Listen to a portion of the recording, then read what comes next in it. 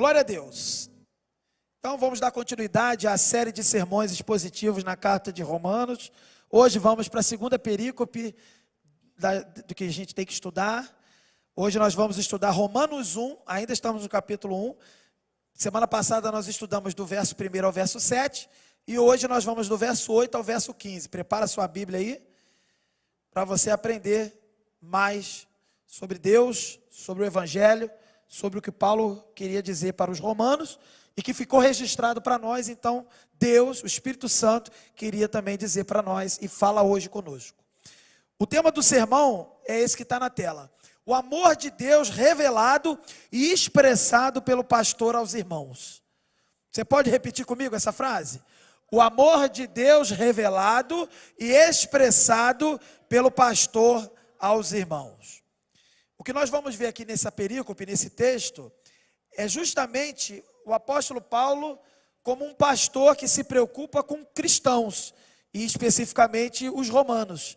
Você vai ver esse amor de Deus que alcança o antigo Saulo e agora Paulo, ao ponto de torná-lo uma pessoa que se preocupa e que ama cristãos que nem são da igreja dele, cristãos que ele nem conhece praticamente ninguém ali, um grupo só, ele tem um grupo de amigos, outros ele não conhece, e também de uma igreja que ele não fundou.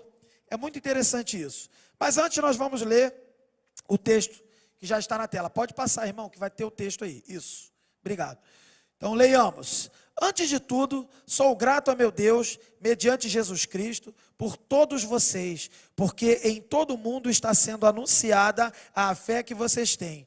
Deus, a quem sirvo de todo o coração, pregando o evangelho de seu Filho, é minha testemunha de como sempre me lembro de vocês em minhas orações. E peço que agora, finalmente, pela vontade de Deus, seja-me aberto o caminho para que eu possa visitá-los. Anseio vê-los, a fim de compartilhar com vocês algum dom espiritual para fortalecê-los, isto é, para que eu e vocês sejamos mutuamente encorajados pela fé. Quero que vocês saibam, irmãos, que muitas vezes planejei vir visitá-los, mas fui impedido de fazê-lo até agora. Meu propósito é colher algum fruto entre vocês, assim como tenho colhido entre os demais gentios. Sou devedor tanto a gregos como a bárbaros, tanto a sábios como a ignorantes.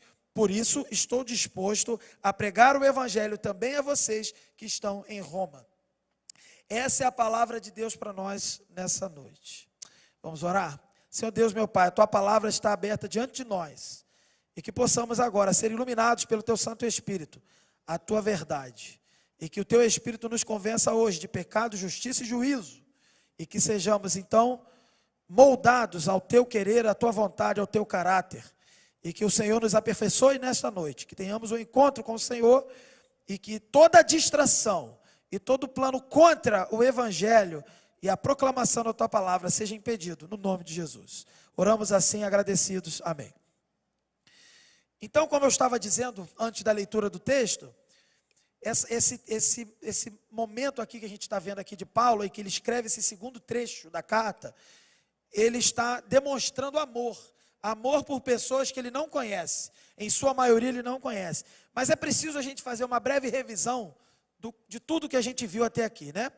Na semana passada, anteriormente, a gente viu o motivo de Paulo ter escrito essa carta. Ele estava no final da sua terceira viagem missionária, e depois de muitos anos pregando na área ali do Mediterrâneo, da bacia do Mediterrâneo, quando ele de repente se volta para a Espanha, depois dele se perceber que o trabalho ali na área do Mediterrâneo já estava concluído e não havia mais necessidade dele ali, ele então abre os seus olhos e volta os seus olhos, se volta para a Espanha, um lugar em que o evangelho ainda não tinha chegado, e ele então decidiu ir para a Espanha pregar o evangelho.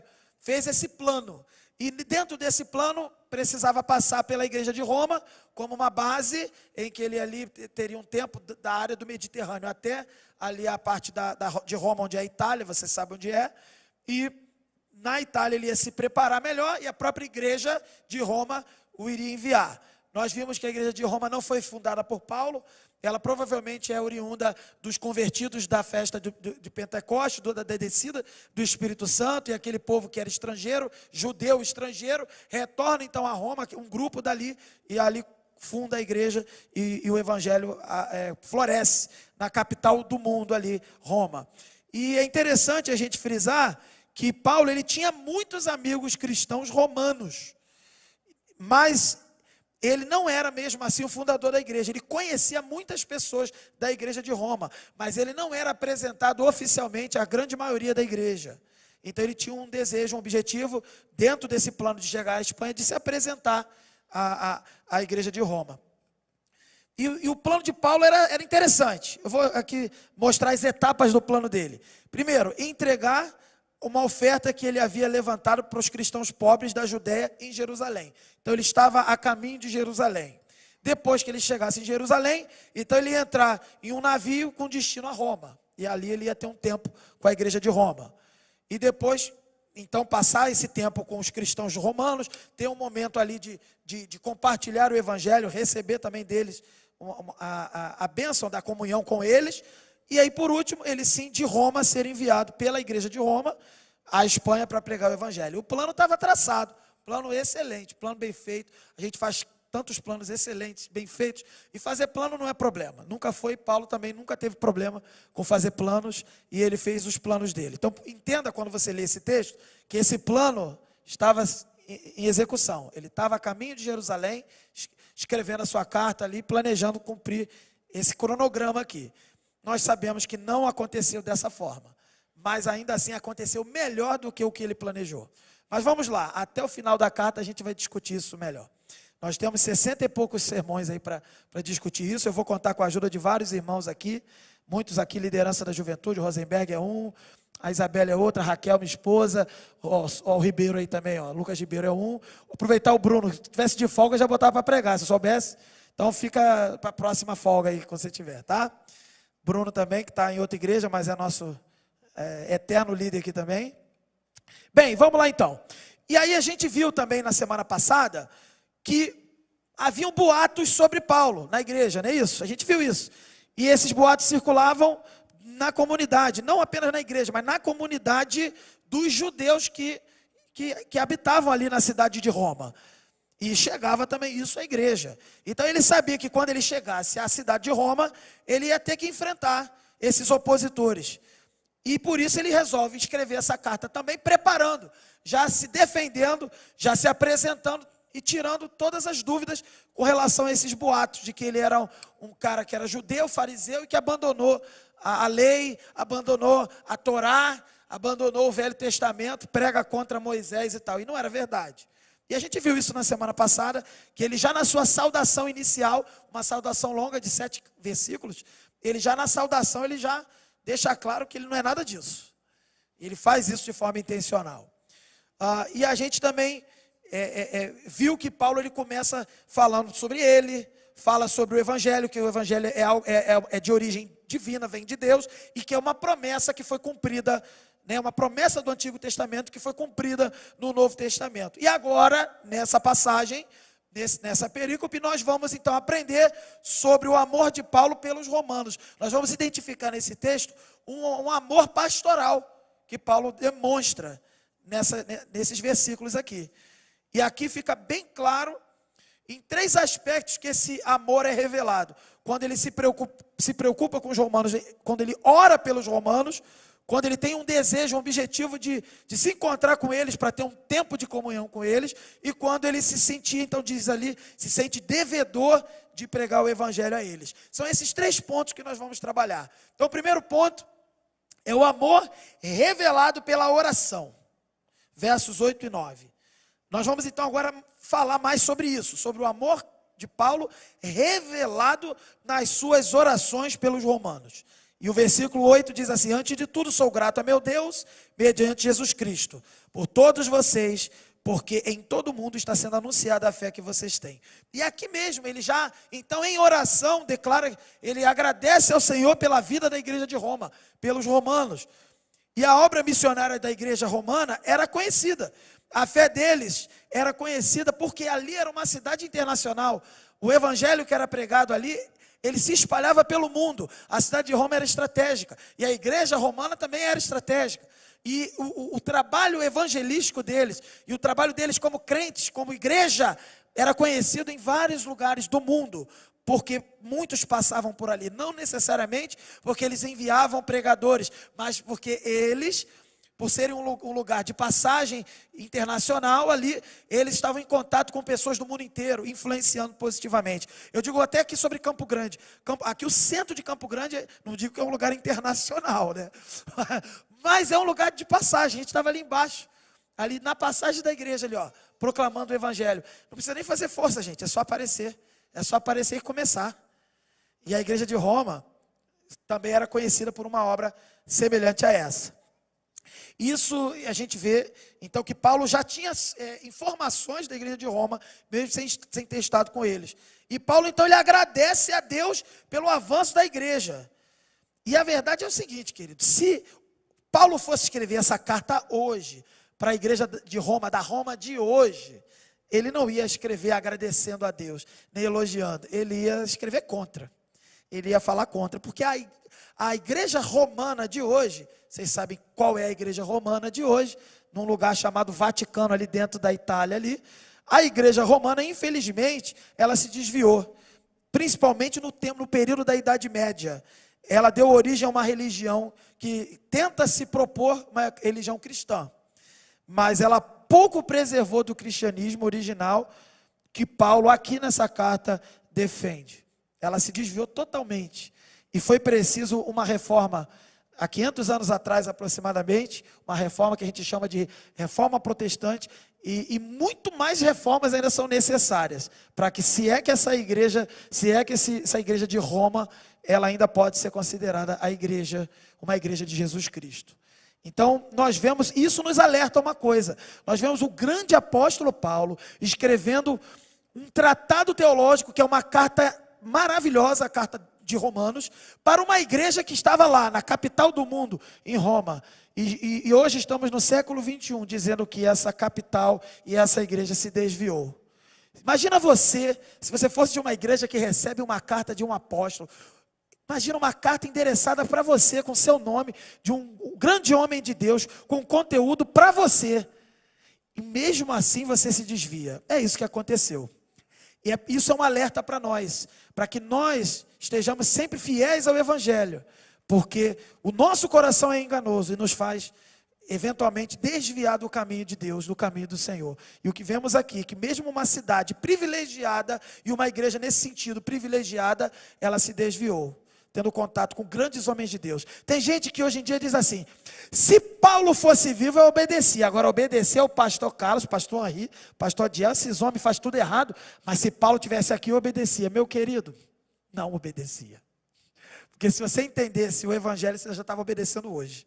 E o que a gente vê daquela igreja é que ela foi abençoada com uma carta de Paulo, e com muitas outras situações que a gente não tem conhecimento, mas foi muito abençoada aquela igreja. E ela hoje está desviada.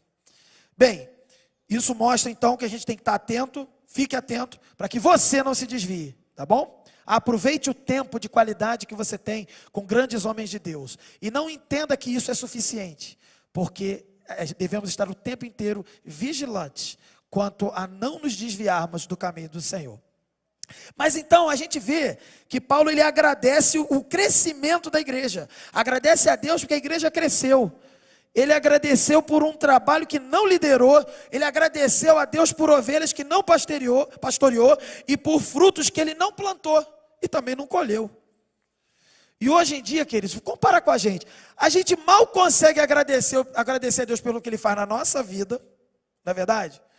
Quanto mais agradecer pelo crescimento espiritual dos nossos irmãos da nossa igreja, pior ainda se eu for falar que eu vou orar e agradecer pelas outras igrejas.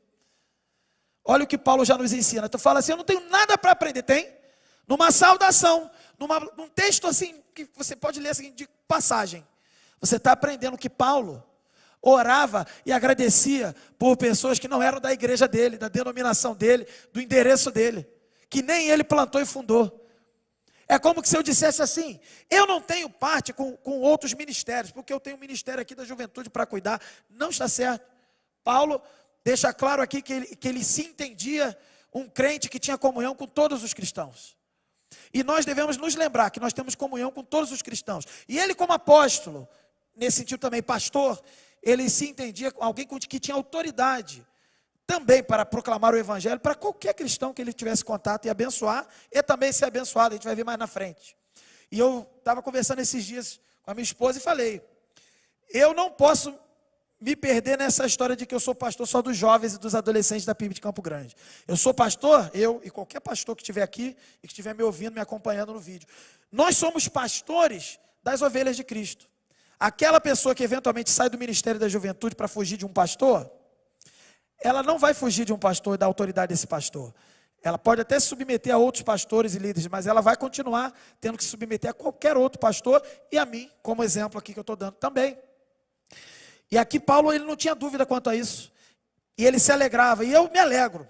Eu posso dizer que eu me alegro com o período agora de missões, que o Ministério de Evangelismo e Missões está desenvolvendo um trabalho na igreja. Eu me alegro por esse trabalho, me alegro por esse avanço, eu me alegro com a minha igreja, e me alegro quando a gente teve aquela oportunidade do louvorzão, que estava isso tudo aqui lotado, praticamente 1.000 pessoas, se eu não me engano, lembro que falaram aí que era 1.000 pessoas, e tínhamos ali 13, ou até mais igrejas, porque algumas não se identificaram, né? Algumas não cantaram, só vieram, e nós tínhamos pessoas de várias igrejas batistas, quem dirá as outras denominações. Nós devemos então aprender com Paulo a celebrar e glorificar a Deus pelo avanço dos outros, avanço dos outros irmãos. Você não é crente só na PIB de Campo Grande, você é crente em qualquer outro lugar, e você tem outros irmãos que você nem conhece. Ele é da sua família espiritual, ele é da família de Deus, e você tem comunhão, mesmo que não conheça ele fisicamente, pessoalmente. Paulo já se sentia em comunhão com a igreja de Roma, mesmo sem conhecê-los pessoalmente. Devemos então lembrar disso.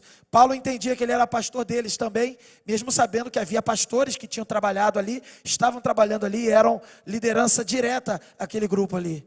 A gente precisa entender isso, como Paulo compreendia e como o reino de Deus se manifestava nas palavras de Paulo aqui. E os pastores dos nossos dias precisam então desenvolver esse sentimento uns pelos outros.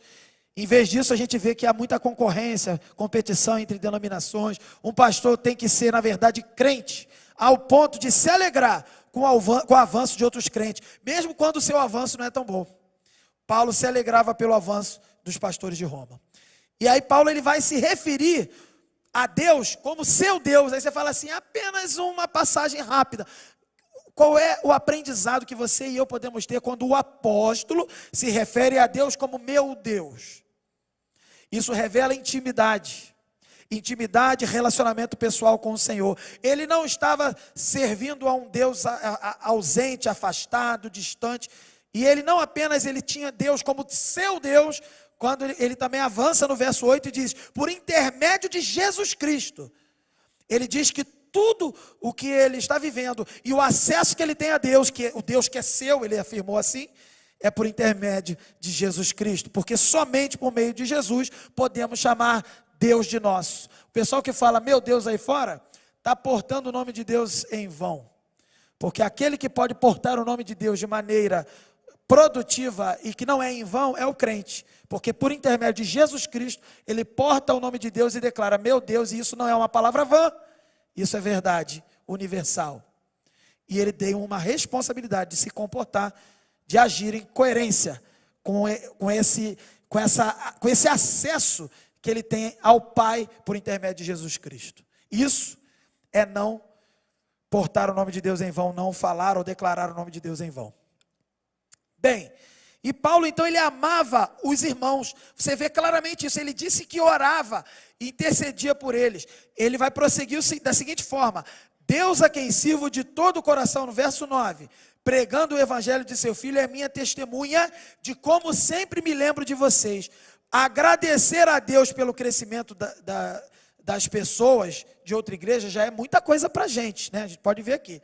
Mas além de agradecer, ele intercedia, ele clamava e pedia, sempre praticamente todo dia. Ele orava todo dia e todo dia ele lembrava de igrejas. E as igrejas que ele orava, muitas delas, né, Colossenses, Filipenses e outras, ele também orava por essa que ele não conhecia. Ele orava. E isso nos ensina muito sobre oração. Isso nos ensina que nós não estamos desconectados do mundo. No mundo todo, a gente tem crente e igreja. Eu tive essa experiência aqui ali, ó. Pessoas passando na rua. Campo Grande é um bairro cheio de gente evangélica, vamos dizer assim. E eu entregava uma palavra ali, falava Deus te abençoe, falava que Jesus Cristo é o Salvador, que ela poderia entregar a sua vida para Jesus. A pessoa dizia amém, glória a Deus. Mas é muita gente que conhece Jesus. Teve uma que falou assim, eu falei alguma coisa assim, Deus te abençoe, e aí a pessoa fala assim, eu sei. Tem uns que só sabem, né? Tem uns que de repente não experimentaram essa benção. Mas o fato é que ali no portão da igreja, eu estava ali, muita gente crente, ou pelo menos com vivência cristã. E a gente tem a mania de achar que a igreja é esse grupinho nosso aqui, é o pessoal que vem domingo. A igreja está espalhada pelo mundo. E nós devemos orar por ela. Estamos num período de missões. Ore pela igreja. Ore pelas igrejas. Ore pelos missionários. Acabei de receber uma mensagem no grupo aqui da nossa jovem ex-adolescente, a Suzana, que é radical na Amazônia. Ela tem o quê? 19 anos. Ela acabou de contar um texto enorme ali, que eu tive que fazer uma leitura dinâmica para entender rapidamente ali. Mas ela demonstrando o trabalho que estava sendo realizado. O trabalho de plantar uma igreja do zero. Lá naquela região, e ali, pessoas que tinham uma cultura religiosa, mas não há igreja, não há pessoas para ensinar o evangelho, e ela estava contando ali, o privilégio dela, que ela sentia de estar vivendo aquele momento. E eu queria dizer para você uma coisa, você não deve viver a sua vivência de igreja apenas como alguém que é da PIB de Campo Grande, não, nós somos da igreja de Cristo, e temos muitas pessoas ao longo do mundo aí, ó, pelo mundo todo, que carecem das nossas orações. Paulo nos ensina a orar pela igreja. Ore pela igreja. Ore por todos. E o problema, queridos, é que a gente tem até dificuldade de orar. Você mal ora por você, né? A gente mal ora por nós, não tem tempo. Quanto mais orar dessa forma. Mas Paulo está nos ensinando. Esse trecho da carta revela um coração de um pastor que é um verdadeiro cristão. De que está vivendo um verdadeiro cristianismo. E a gente tem a mania de dizer que o cristianismo está se perdendo. Não, está na Bíblia. Tem gente que nos ensina, mesmo depois de morto, Paulo. E quem é comprometido com o evangelho, ora pelo progresso dos outros, fica feliz quando os outros são exaltados. E poderia até parecer questionável por parte até dos romanos, por isso ele evoca uma testemunha. Que testemunha que Paulo evocou no verso 9? Uma testemunha fundamental, quem é? O meu Deus. Ele evocou a melhor testemunha, Deus. E é um perigo você evocar Deus como testemunha, porque Deus não mente. Você mente, Deus não mente. Cuidado quando você evocar Deus como testemunha. Paulo evoca Deus como testemunha, porque o que ele estava dizendo já era inusitado para aqueles romanos. Pô, esse cara ora por nós, nem conhece a gente.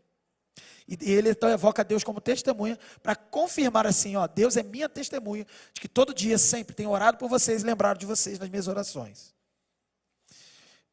E é interessante que ele avança e diz assim, meu Deus, o Deus a quem sirvo. Ele fala de servir. E esse servir é o seguinte, o Deus a quem eu tenho uma obrigação religiosa. No sentido de que é o Deus a quem eu adoro, o Deus a quem eu me entrego, como a quem presta um serviço de adoração religiosa. E isso não é pejorativo, como muitos tentam dizer. Adoração religiosa, a verdadeira religião é Jesus Cristo. Então ele está dizendo aqui, o Deus a quem eu adoro e me dedico servindo. Um serviço bem prestado. E ele está deixando claro o seguinte, que ele não apenas ora, mas ele serve a esse Deus. Paulo está dizendo que esse serviço que ele presta é um serviço, ele diz, no coração, na versão da NVI, e outras versões no espírito.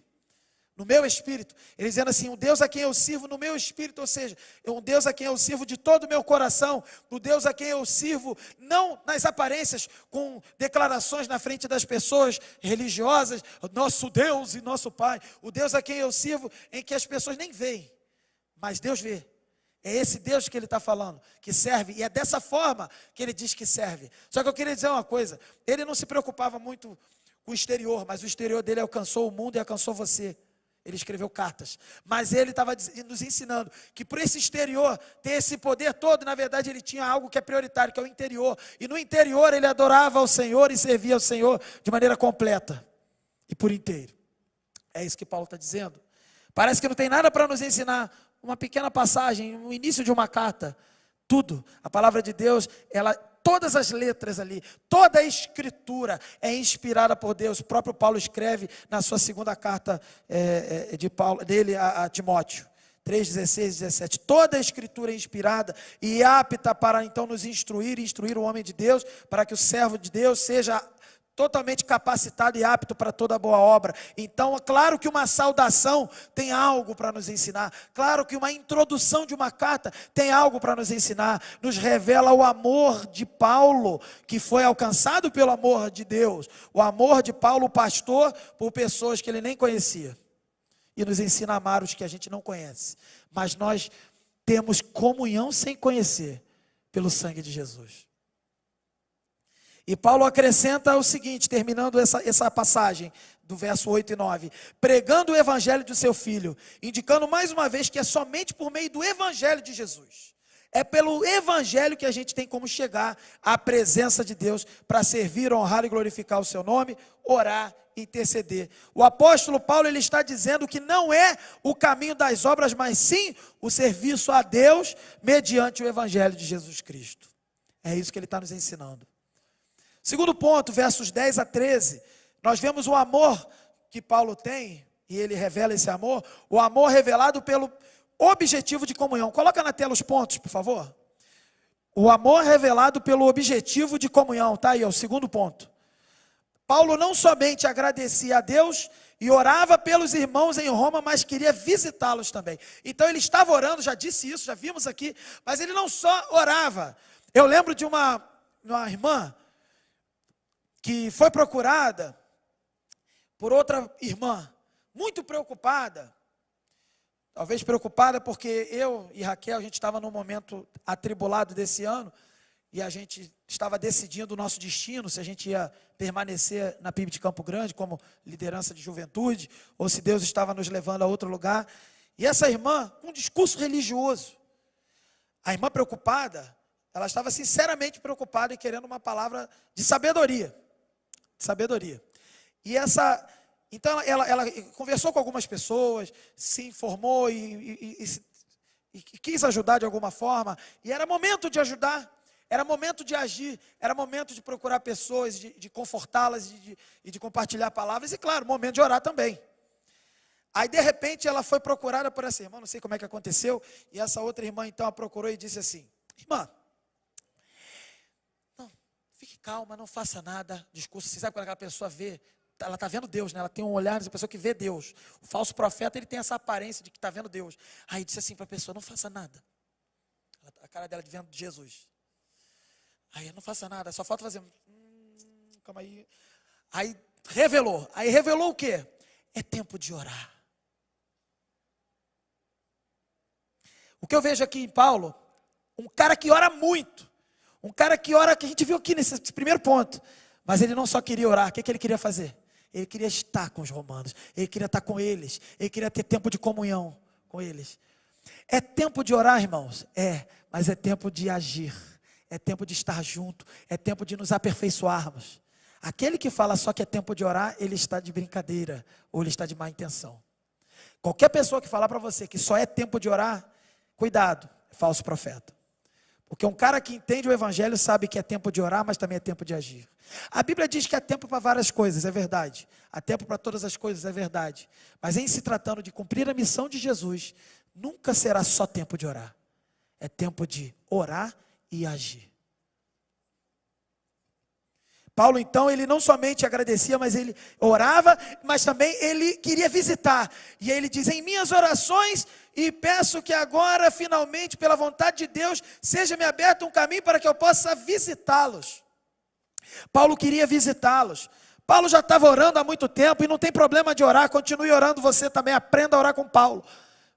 Mas se você só ora, você não está imitando Paulo do jeito certo. Eu não vejo Jesus no seu evangelho só orando.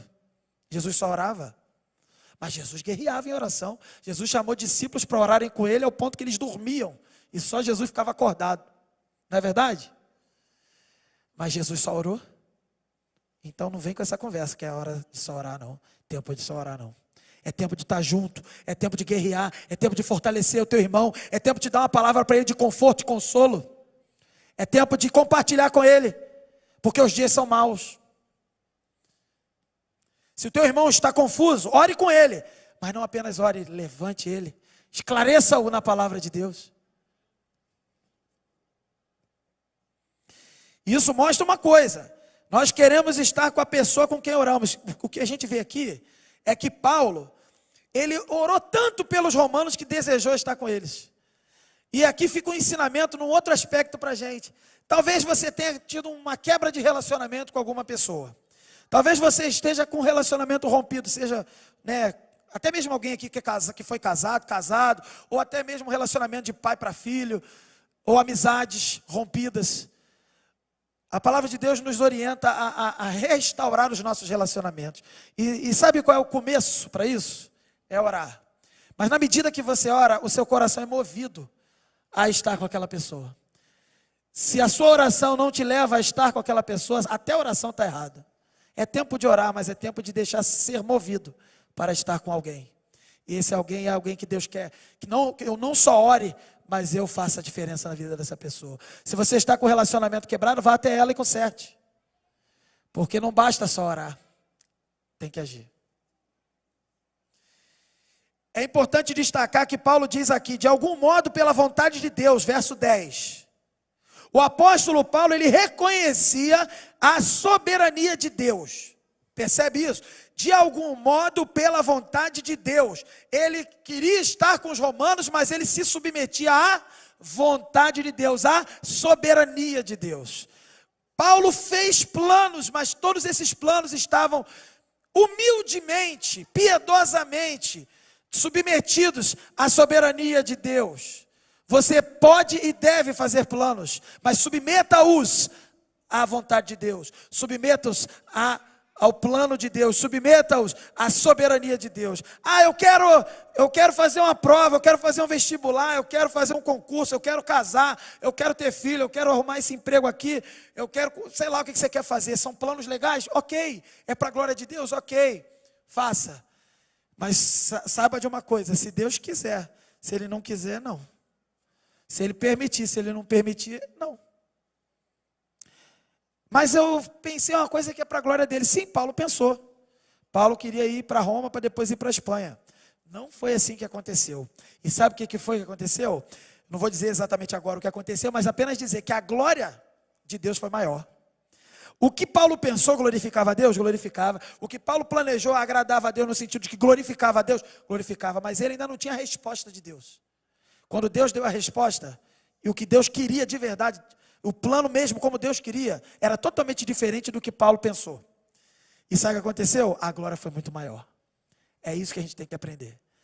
Você tem que planejar aquilo que é para a glória de Deus e ainda submeter, porque Deus pode querer uma glória maior do que você planejou. E nessa passagem a gente vê que Paulo realmente estava identificando que uma ocasião, Deus estava abrindo uma ocasião para ele estar com os romanos. Paulo estava realmente de partida para Jerusalém, no final da sua terceira viagem, como eu falei, e calcula-se o seguinte, que tinha ficado 15 anos, Paulo tinha ficado 15 anos evangelizando na região do Mediterrâneo, para depois sair de lá, indo em direção a Jerusalém, visando ir para Roma para chegar à Espanha. As coisas estavam realmente se encaixando dentro do plano. E parecia realmente a possibilidade que Paulo iria à Espanha.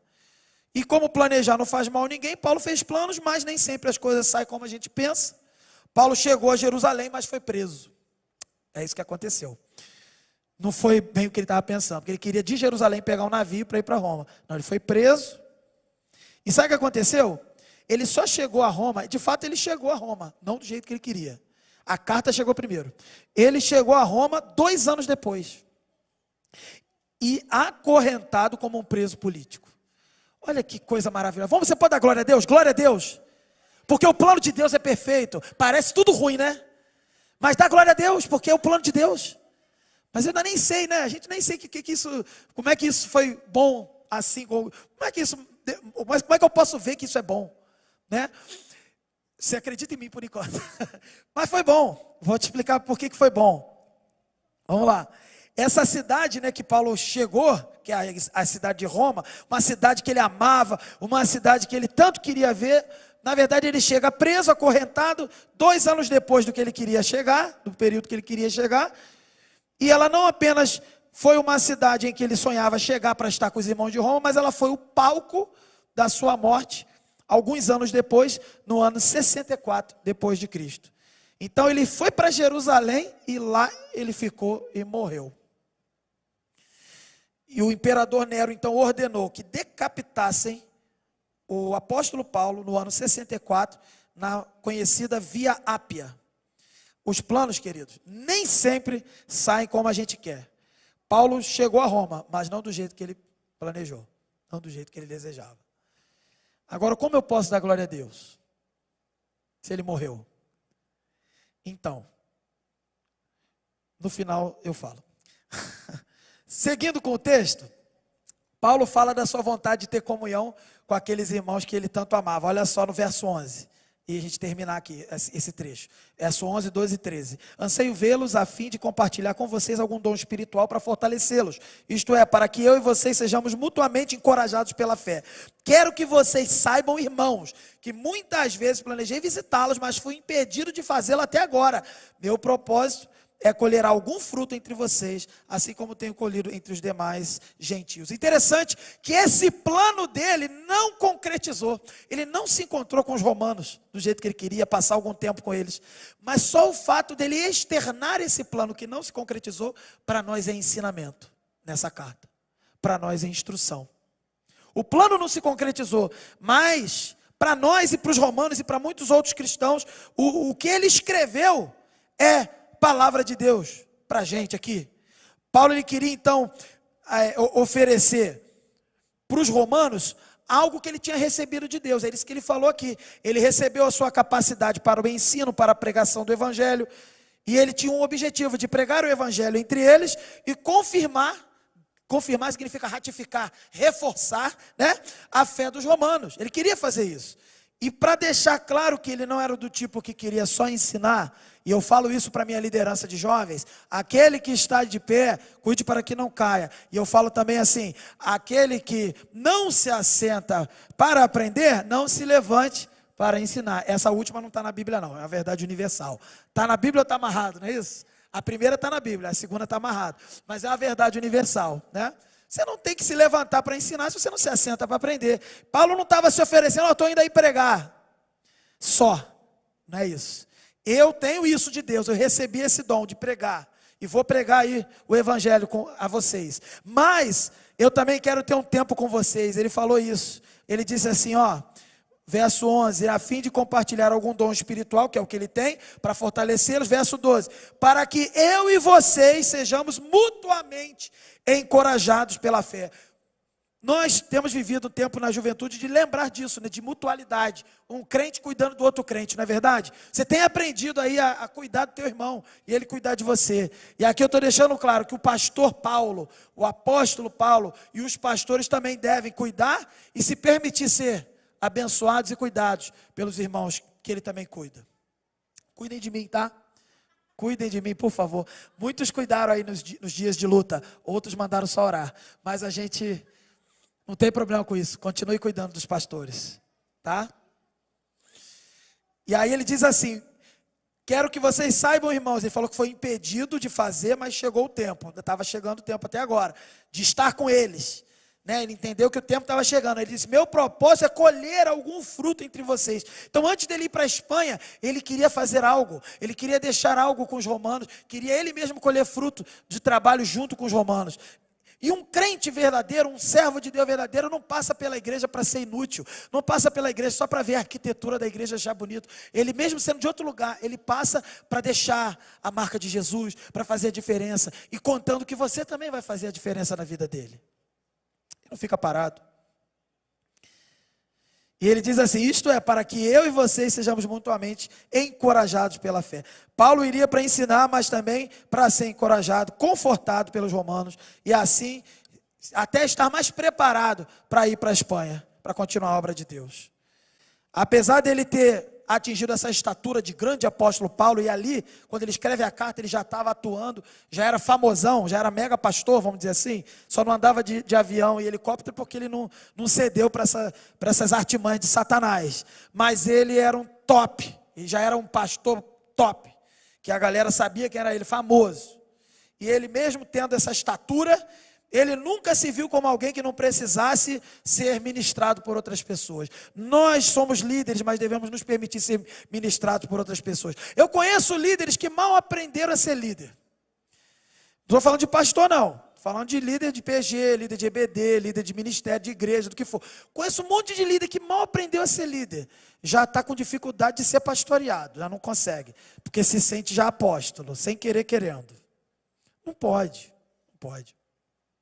Paulo queria ser abençoado pelos romanos. Eu quero abençoar, mas eu quero ser abençoado. Ele queria andar junto. O líder falando que quer andar junto.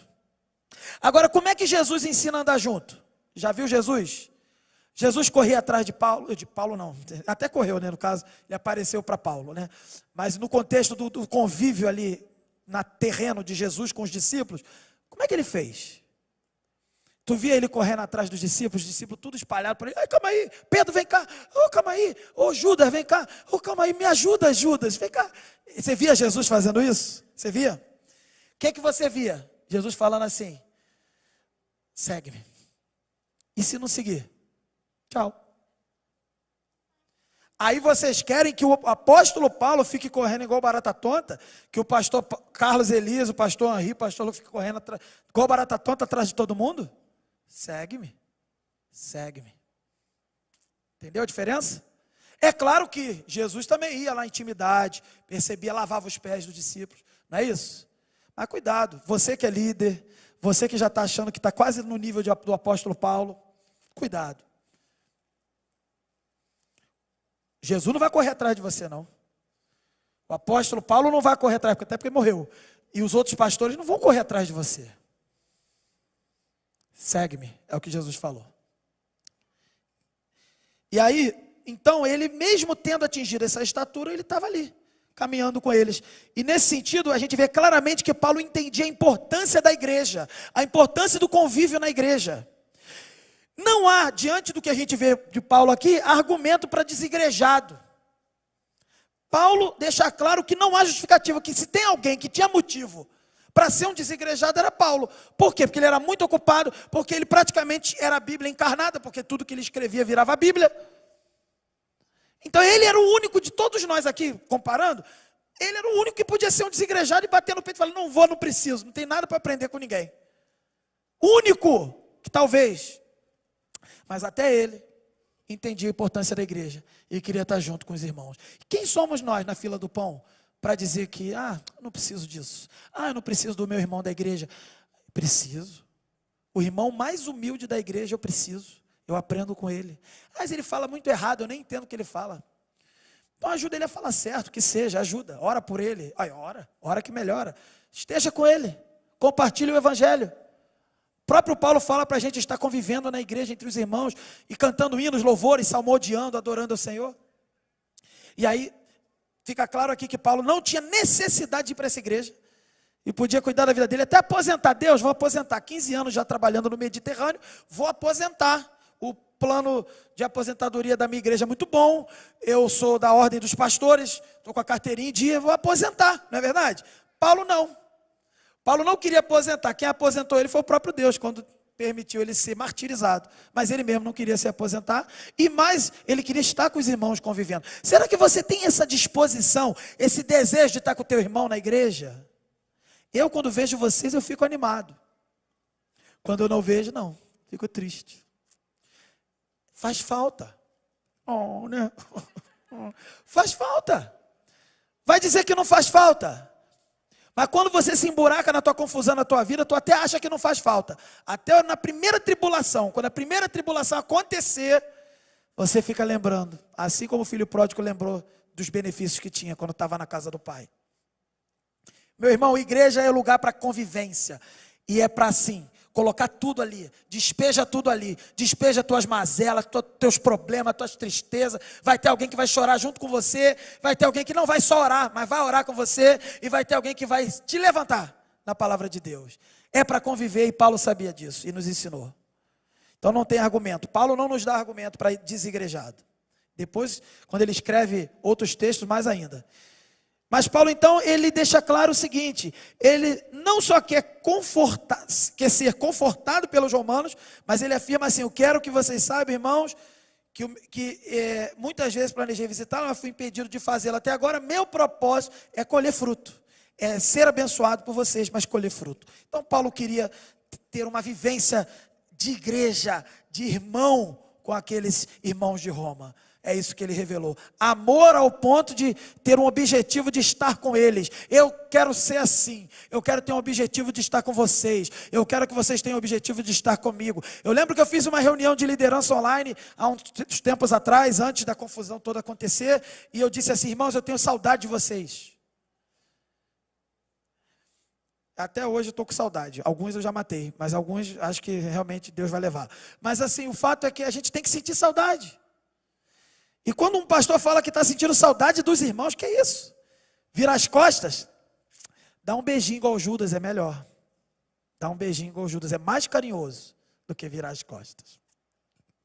Terceiro ponto: amor revelado como dívida. Paulo revela o seu amor quando ele entende que está em dívida com os romanos. Além de duas formas, como ele revelou o seu amor pelos romanos que a gente viu, Paulo também vai demonstrar essa terceira forma de amor, afirmando que ele é devedor em relação aos romanos. Ele diz assim em versos 14 e 15: sou devedor tanto a gregos como a bárbaros, tanto a sábios como a ignorantes, por isso estou disposto a pregar o evangelho também a vocês que estão em Roma. Paulo se sentia devedor, pois ele era um fariseu arrogante, antes da conversão dele, você lembra disso? Prepotente, cego, legalista, cheio de ódio, você lembra disso? Ele tinha ódio por Jesus, perseguidor de Jesus, o próprio Jesus fala isso, quando se encontra com ele. E também tinha ódio pelos seguidores de Jesus, participou de martírios, e no caso do martírio de Estevão.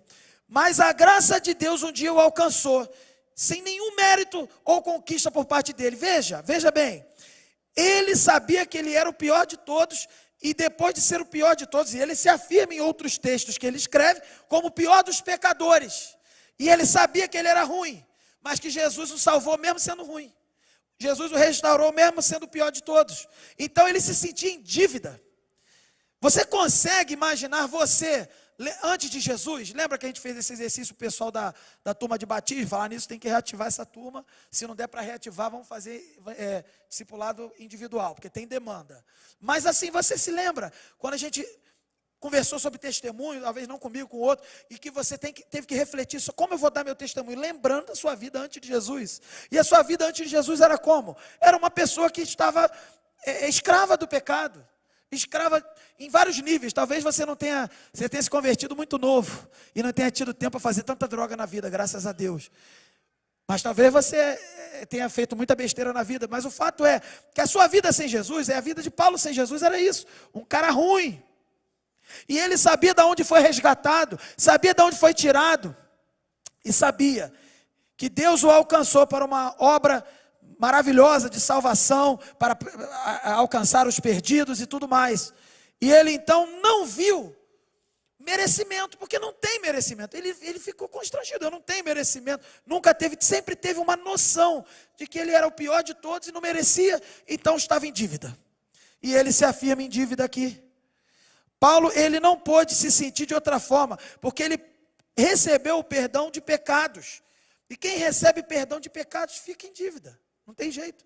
E ele disse se sentir devedor de gregos e bárbaros. Paulo está dizendo o seguinte, que os gregos naquele tempo, eles tinham os bárbaros como oposição para eles assim. O que são os bárbaros? Seria o que são judeus e gentios. Os bárbaros são aqueles que falam outras línguas, bar. Ou não falam grego, bar. E não tem a cultura grega, que eles se sentiam os melhores, os mais iluminados, os mais maravilhosos. Então Paulo, o que ele estava dizendo? Ele estava querendo dizer o seguinte, que ele se sentia devedor daqueles que são estudados, formados e maravilhosos, e também daqueles que eram abandonados, esquecidos, como os bárbaros. É isso que ele estava dizendo. Ele se sentia devedor, então, de qualquer tipo de pessoa, de todo tipo de pessoa. E ele diz assim, Ele até vai, ele tinha essa noção ao ponto de mais na frente, na sua carta de Romanos aí que a gente está estudando, mas no capítulo 3, verso 23, ele tinha noção de que todos precisavam do evangelho, que ele escreveu assim: pois todos pecaram e destituídos estão da glória de Deus. Então ele tinha noção de que era importante, ele sendo devedor de ter recebido algo. É como que um mendigo, né? Dois mendigos. Um mendigo descobre onde tem comida, onde tem pão. O que o mendigo vai fazer? Vai comer? Também. Mas ele não vai contar para o colega dele onde tem? E se ele não contar, ele não está em dívida? Não é uma dívida? Porque vai deixar o outro passar fome, só ele vai comer? Então esse é o sentido. Paulo, ele se entendia como que um mendigo, que encontrou o pão, o alimento. E ele tem um dever de contar para os outros mendigos, que são todas as pessoas, e nós aqui também já fomos esses mendigos, onde tem o pão. E Paulo, então, ele se sente disposto, por causa disso, por ser devedor, disposto, verso 15, a pregar o evangelho também, a todos, claro, mas também aos que estão em Roma.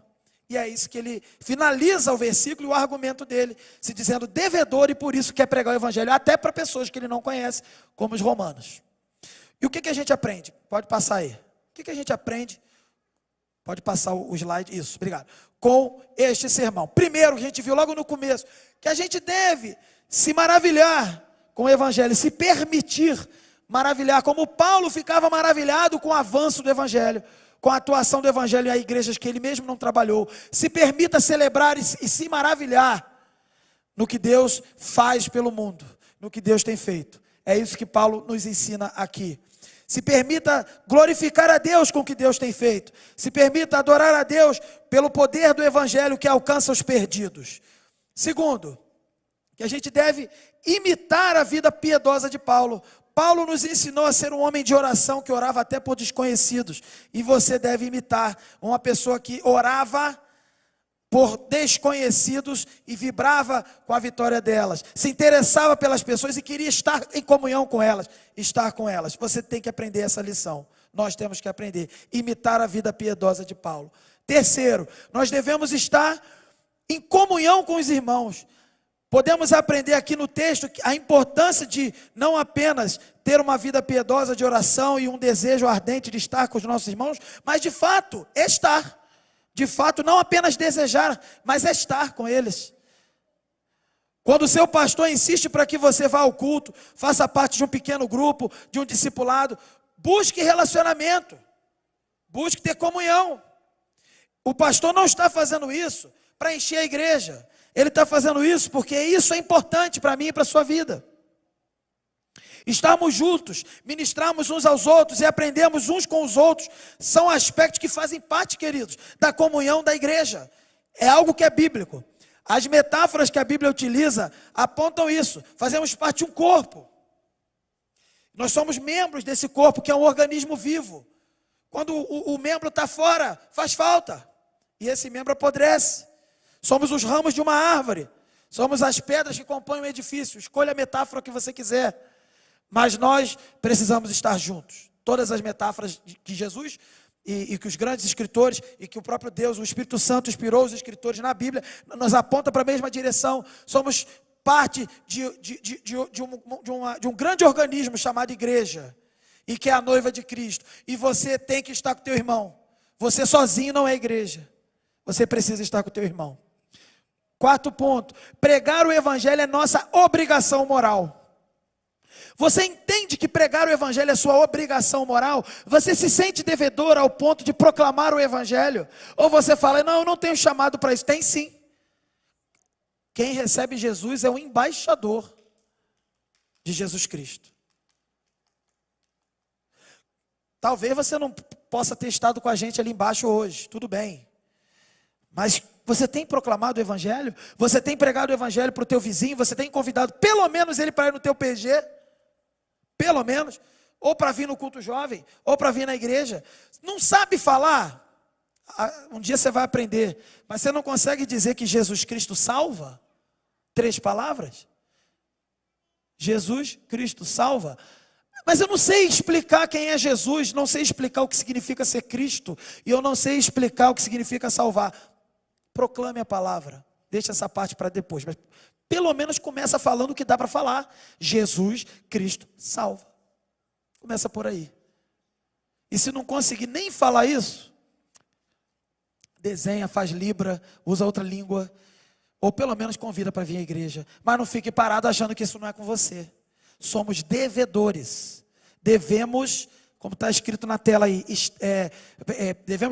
pregar o evangelho é nossa obrigação moral. Se você não entender isso, tem alguma coisa errada com a sua conversão.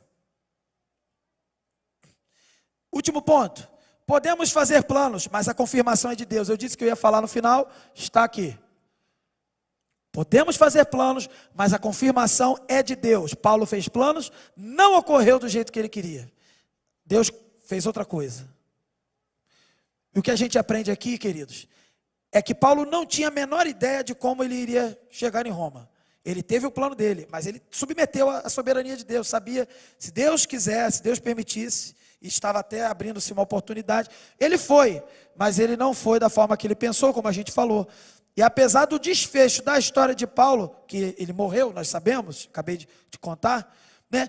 Paulo, ele escreveu cartas, foi preso e não esteve preso, porque as suas ideias, ou seja, o evangelho em que ele foi instrumento para proclamar, ele escreveu cartas, escreveu Efésios, Filipenses, Colossenses, Filemão. Se ele não tivesse sido preso, teríamos ficado sem essas cartas. E mesmo preso, ele acabou alcançando muito mais pessoas do que se estivesse livre. Queridos, Paulo não chegou à Espanha, mas Jesus chegou. O evangelho chegou. Tem crente na Espanha. Não só na Espanha, no Brasil, que ninguém sabia que existia naquela época. Nós somos privilegiados. Paulo só achou que o fim do mundo era a Espanha. Paulo achou que o mundo ia acabar na Espanha ali, ó. Tinha muito mais, ele não sabia. Mas Deus usou o plano dele equivocado para ser bênção para a nossa vida nessa carta e nos abençoar. E que a gente possa aprender a submeter os nossos planos diante do Senhor. Provavelmente Paulo realmente nunca chegou à Espanha conforme ele planejou.